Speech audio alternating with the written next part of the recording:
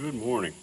Just want to take a moment to talk about this Echo 2500T, their electric saw, of which I do believe now there are two iterations. One is in the standard 3/8 low profile, the Pico chain, and the other one is in what I believe Oregon calls their nano chain. I call it 325 low pro. A little bit smaller drive link, but a little bigger than 1/4 inch pitch. Some guys tend to run on these. I had checked out August Honecke's website to convert this to 1/4 inch pitch. He was out of stock, so I decided to try the Oregon Nano, a little bit more substantial, in stock. So I went with it. I was also curious as to the durability of the 1/4 inch pitch. I think it's a little bit dainty. I know on August's website he's very transparent about that. But regardless, it was a non-issue because it was out of stock. So I switched to the Oregon Speed Cut in the 325. Now you can also find this stock, I believe, now in 325. I believe it's an Echo cataloged item. So you'd be able to get that.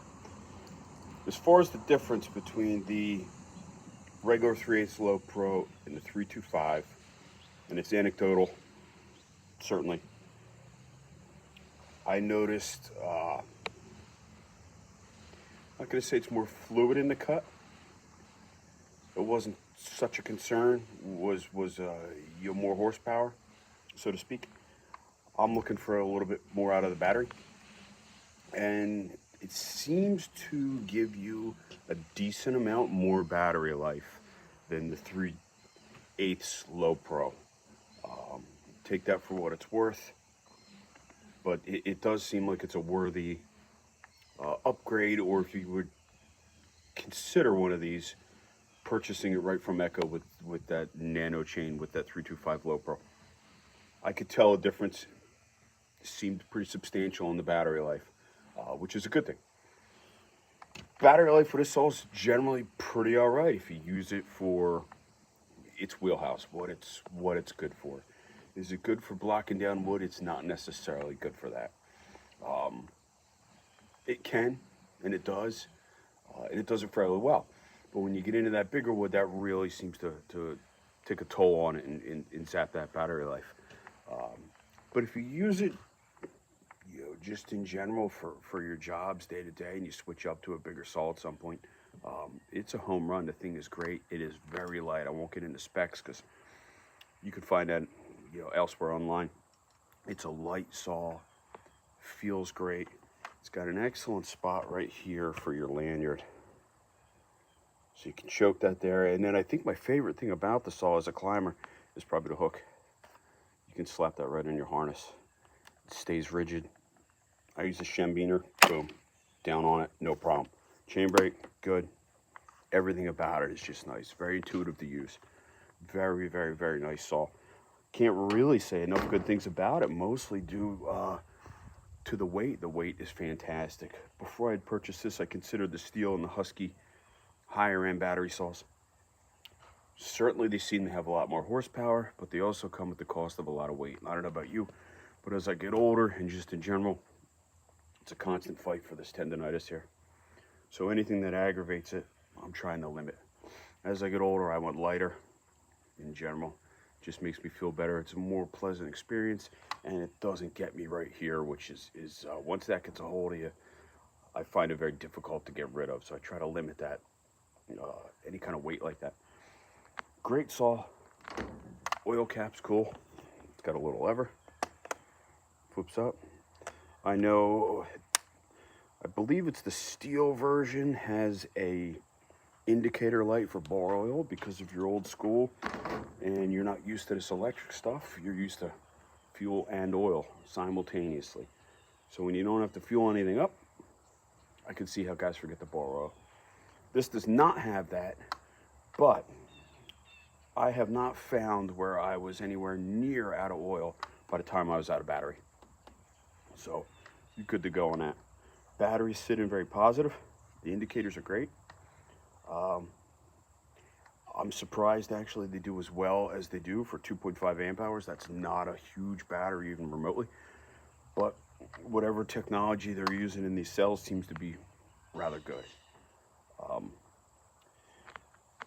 couple things, what I do, I don't necessarily use the chain brake as much because the chain brake strikes me as rather stiff on this. So I simply hit the button in between cuts to kill it instead of the chain brake. Works for me. I don't know if I'm going to wear that button out, but yo, it is what it is.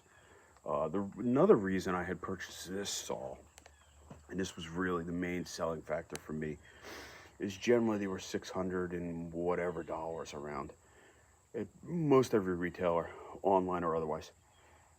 I had happened to just check my local Home Depot, and they had it on a clearance, charger battery and the saw for, I think it was $370, $380.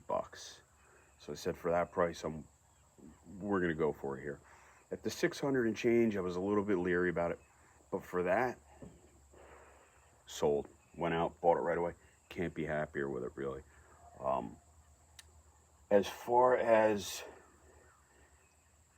the distance you're gonna get with this battery, it's gonna be tough depending on species, how you cut, how you work, whatever. I mean, those are all gonna be factors. I can show you something. I'm here my place this morning. In February, got another house here. So I'm going through cleaning up, getting rid of some of these horrible maple trees here that are junk. I have one right here, I'll show you, and I believe this would be a 1 battery tree. Not gonna be the greatest thing for scale, but we'll see how this translates here. Bear with me.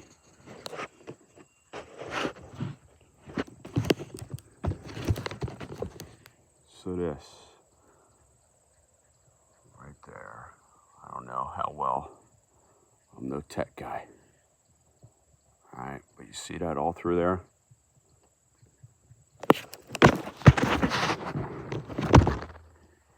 I'm thinking that's a 1 battery tree. Pretty much to get that thing brushed out.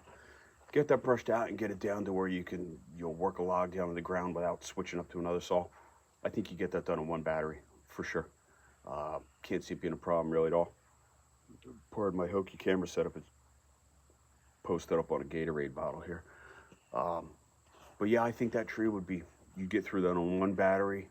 You might be on fumes when you get done on 1 battery, don't get me wrong. But you could get through that pretty sure on 1 battery. And there's quite a few cuts to be made up in that tree. So it's very, very decent. Can't complain about it at all. If you're on the fence about one of these and you like light, or if you're an older guy, and if you're an older guy like me and you have days where you feel half crippled, for sure, give it a shot, consider it. Check out some of the other ones, knowing that they're going to be more powerful. But the big thing with this is going to be really the weight savings. It's excellent. Very, very light. I don't know if it's 2511 light. I don't have one of those yet. And I was going to get a 2511. I think this really does what I'd be looking for out of a 2511. So between this and your 200 or 201 or whatever, bigger saw you climb with, can't go wrong with it. Can't go wrong with it. Check your local stores, your Home Depot, see if they're blowing these things out on a clearance like mine was. I don't know that they all are. I don't know if they're just getting rid of some of the Echo products, couldn't tell you. But it would certainly be worth a look to see if they're getting rid of it. And if you can find one for that under $400, it's a home run. And even if you had to pay the full retail price for it, I'm telling you, it's a really, really nice unit. Top things, weight, it's wonderful. That lanyard hookup is great. And that hook for racking that thing on your saddle, fantastic.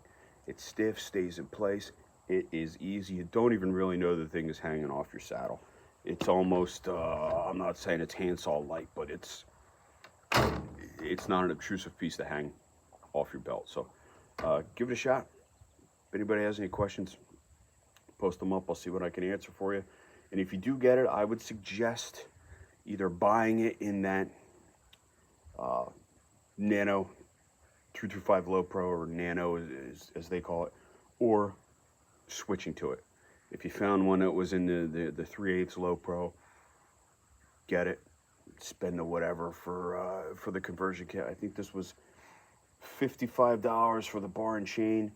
It comes with a sprocket for the 2511, which won't work on this because the drive is a little bit different.